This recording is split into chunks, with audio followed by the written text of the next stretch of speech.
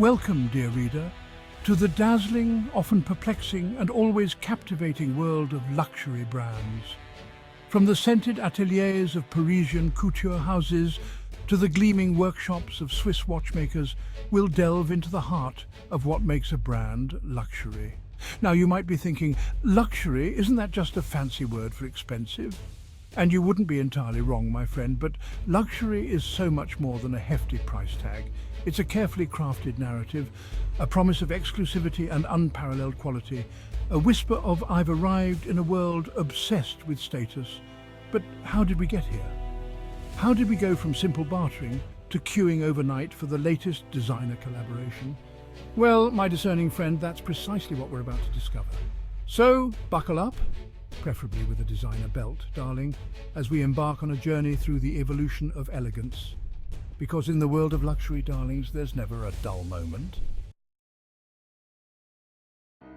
Let's rewind the clock a bit, shall we?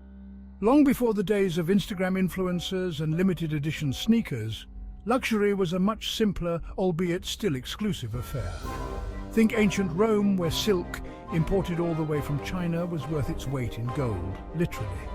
Or ancient Egypt, where only pharaohs and high priests could afford the deep blue lapis lazuli used to adorn their tombs.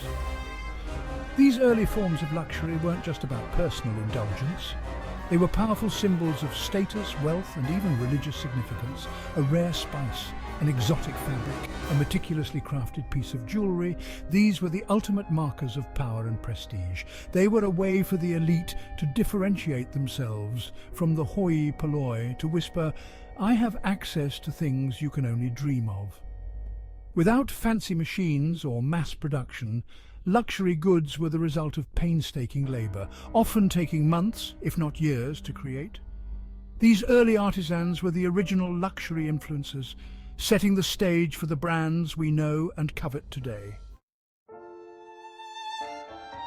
Fast forward a few centuries and we find ourselves in a fashion revolution. The rise of the fashion house in 18th century Paris marked a turning point in luxury. Seamstresses like Rose Bertin, Marie Antoinette's dressmaker, became tastemakers, dictating fashion. Early couturiers were artists, shaping luxurious fabrics into art. They understood the power of silhouette, the allure of a ruffle, the drama of a train. Names like Worth and Poiret became synonymous with elegance and exclusivity. The rise of the fashion house shifted the perception of luxury. While fashion draped the elite in luxurious fabrics, jewellery and timepieces crafted their own legacies. From Cartier's diamonds to Patek Philippe's mechanisms, true luxury transcended trends. These objects were meant to be treasured, becoming silent witnesses to history. A Cartier tiara worn by a queen, a Rolex on an explorer's wrist, a Van Cleef and Arpels necklace on a starlet. These pieces whispered stories of glamour and adventure. It was the artistry, the meticulous craftsmanship, that elevated these objects to art. Each element was a testament to human ingenuity. These brands were masters of storytelling, weaving narratives of romance and adventure. A diamond became a promise of eternal love, thanks to De Beers marketing. Now, let's talk about the real secret sauce of luxury marketing. Because you see, it's one thing to create an exquisite product, but it's quite another to convince the world that they absolutely need it. Luxury brands were among the first to understand the power of aspiration. They knew that people don't just buy a product, they buy into a dream, a lifestyle, a sense of belonging. They tapped into our deepest desires for status, for beauty, for a taste of the extraordinary, and packaged them into irresistible little boxes tied with perfectly knotted bows. They were masters of creating a sense of exclusivity, of making their customers feel like they were part of a privileged inner circle.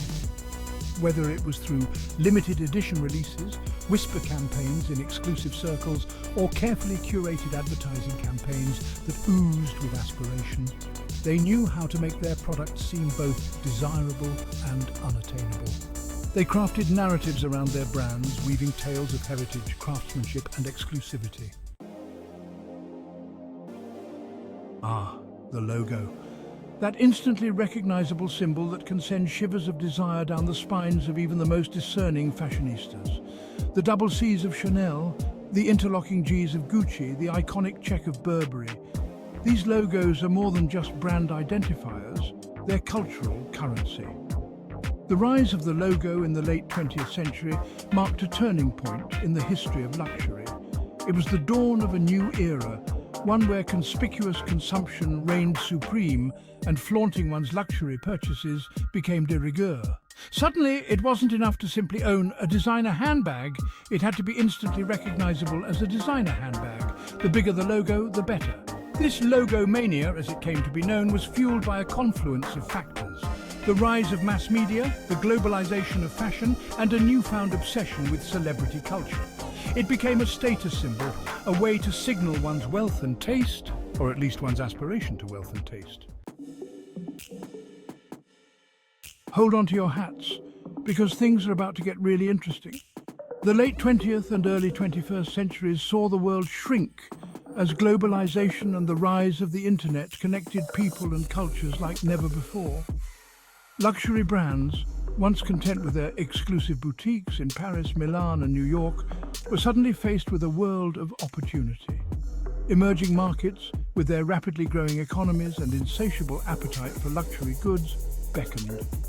China in particular emerged as a major player, with its burgeoning middle class eager to embrace the trappings of success. This new global market brought with it new challenges and opportunities. Luxury brands had to navigate cultural nuances, adapt their marketing strategies, and find new ways to maintain their aura of exclusivity in a world where anyone with an internet connection could own a piece of the pie. Section 8. More money, more problems, counterfeits and ethical concerns. The rise of globalization and the internet, while a boon for luxury brands, also brought with it a shadow industry: counterfeiting. From knockoff handbags sold on street corners to sophisticated online scams, the counterfeit market exploded, costing the luxury industry billions of dollars and eroding the exclusivity that was so carefully cultivated. Luxury brands found themselves in a constant battle against these counterfeiters, investing heavily in technology and legal teams to protect their intellectual property. As consumers became more aware of the social and environmental impact of their purchasing decisions, luxury brands faced increasing scrutiny over their labor practices, sourcing of materials and environmental footprint. Section 10. Experiences over things. What defines modern luxury? So here we are, darlings, in the ever-evolving landscape of 21st century luxury. And one thing has become abundantly clear: the definition of luxury itself is changing. In a world saturated with material goods, where anyone with a credit card can own a designer handbag, true luxury has become less about what you own and more about what you experience. Today's luxury consumer is less interested in accumulating possessions and more interested in collecting experiences. They crave authenticity, personalization, and a sense of connection. They'd rather spend their money on a once-in-a-lifetime trip than on another designer handbag. They value sustainability, ethical sourcing, and brands that align with their values. Luxury brands have had to adapt to this new reality, shifting their focus from products to experiences. The modern luxury consumer doesn't just want to buy a product. They want to be part of a story, to feel a connection to the brand and its values.